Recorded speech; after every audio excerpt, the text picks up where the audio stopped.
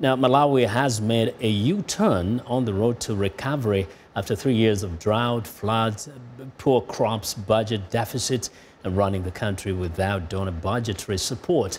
That's according to Malawi's President, Peter Mutharika. He says the nation's economy could grow by 5%. VOA's Peter Clottey recently interviewed the president, who says he is looking to reform the government, focus on rural growth, making sure the agriculture sector has the resources it needs to grow, including roads, schools, and hospitals. Very, very encouraging. I'm sure you know the history of what happened at Cashgate in 2013. When you go into the government, there was no money in the treasury because of Cashgate, that massive looting of government resources. The donors left. The donors were providing 40% of the recurrent budget. And so that was a real challenge, and I think that was affected. But now the economy is beginning to grow. You probably have seen that when I took over the country, inflation was 24.6%. Now, as of last month, it's 9.3%.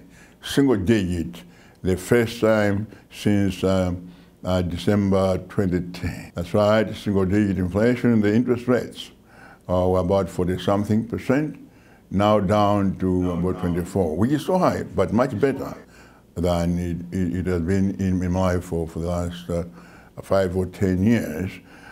So the economy is beginning to pick up. My advisors tell me that last year, the growth rate was 2.7.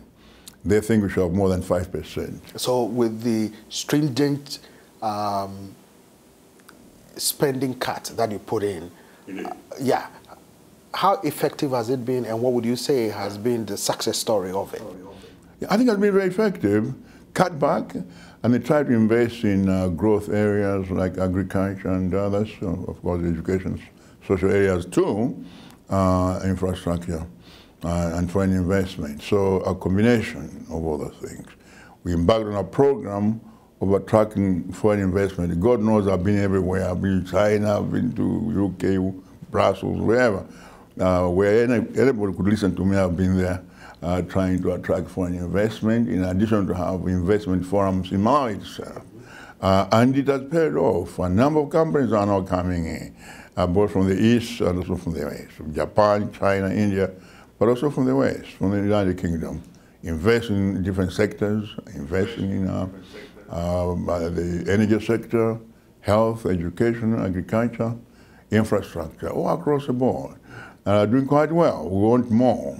We're trying to create an environment which continues to be attractive to foreign investors. So it's a combination of all those things, I think.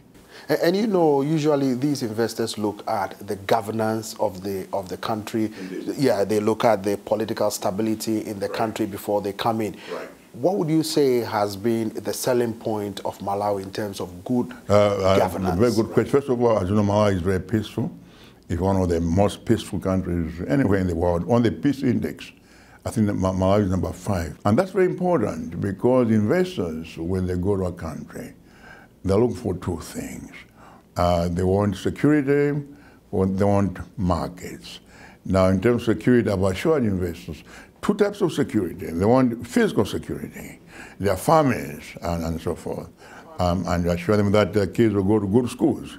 And we have very good schools in Malawi, as you know, carried from the colonial system. So I've assured investors that if they come to Malawi, they'll be protected at home, at work, and in between. So that I can guarantee, because crime rate has gone down this past year by 5%. And then they also look for investment security in the sense of their commercial security, that their property will not be nationalized or unfairly taxed, and so forth. And Malawi is a party to a number of international conventions on the protection of foreign investment, but also we have local laws and a very, very viable judicial system that will enable an investor, if there's a dispute, to go to court and receive fair treatment. Mr. President, in your initial submission, you talked about the looting of public funds. Yes. Let's look at the fight against corruption. Yeah. Where is it now at the moment? How is the fight against corruption? Yeah. No, I think the fight is a tough fight. I've said that there's corruption everywhere. But I think the fight can be won. Now, we've done a number of things. First of all, to sensitize people. You see, there are two aspects of fighting corruption: preventive and then prosecutorial. First, preventive. Make sure that in almost every organization there's an integrity committee that sensitizes people about corruption. And that's very, very important. Some of your critics are saying that, oh, the president is using the fight against corruption to go after his opponents. How do you respond to that? I think that's completely wrong. You see, the reason why they're saying that is very simple. That Cashgate, most of the cases in the Cashgate took place under the government of People's Party government. A combination of politicians, civil servants, and the business people during that regime. So that's why the investigations are. So it's obvious that the people who are actually being investigated, both by the ACB and the DPP, the Director of Public Prosecutions, are people from the People's Party. That's when Cashgate took place. So it's a political thing.